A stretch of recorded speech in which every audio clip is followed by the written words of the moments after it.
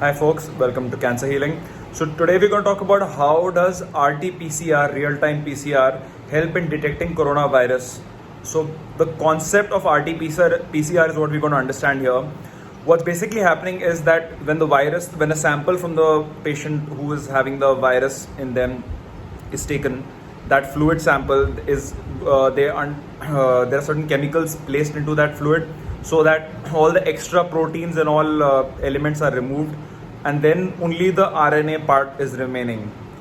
And once the RNA is remaining, what's happening is that there are methods by which the RNA can be converted into its complementary DNA. So RNA is basically a strand of it's like a chain of nucleotides.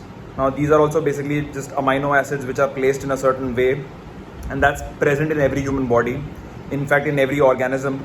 So when an RNA, it's always having a complementary chain next to it. So there's always if there are certain specific complement, for those who do not understand, there are specific complementary proteins, RNA molecules which are there for each nucleic acid. Like for adenine it's thymine, and for cytosine it's guanine. So there are these specific ways in which each complementary nucleic acid, which is part of the RNA and that forms a chain, the complementary nucleic acid is forming another chain. And that's how, using specific enzymes which encourage formation of these chains, which cause a reaction of that complementary nucleic acid being present around and they going and binding to that strand, it can be artificially created as well. Normally this happens inside the cell, but scientists have found a way in which the opposite nucleic acid is starting to get encouraged to, because it's being present in that environment. They add that, and then it starts binding to that specific RNA, and it forms a chain which is just opposite to the existing one, which is the one of the patient.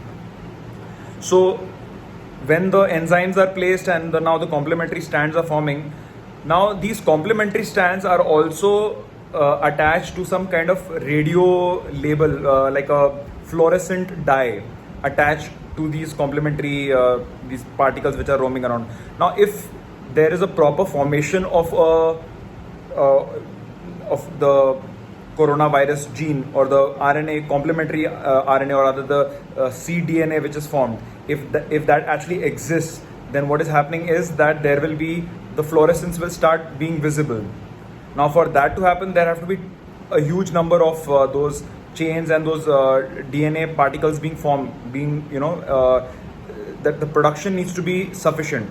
So first of all, what's happening is that once the complementary strands are being formed by the enzymes and the methods being created, now that liquid which is if in case of a positive coronavirus gene is now placed into the PCR, which is the RT-PCR specifically, that is the the polymerase chain reaction.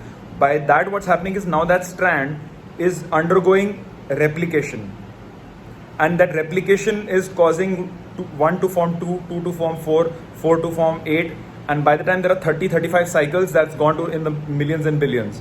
And that's when, if there was a coronavirus positive gene, then it would have already caught that fluorescence label, and that fluorescence label would have become so large in amount that it can now be caught by the machines and the computer.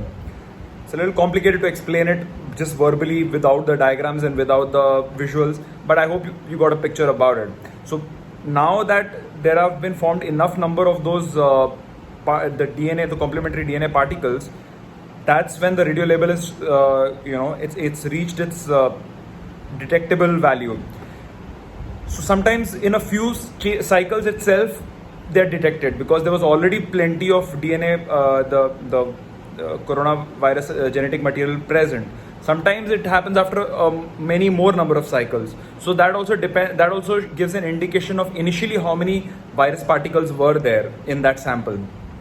So these are ways in which, depending on the number of cycles by which the fluorescence got detected by the computers, there can be a calculation that, oh, there is a huge number of virus particles present in that sample, or there is much lesser.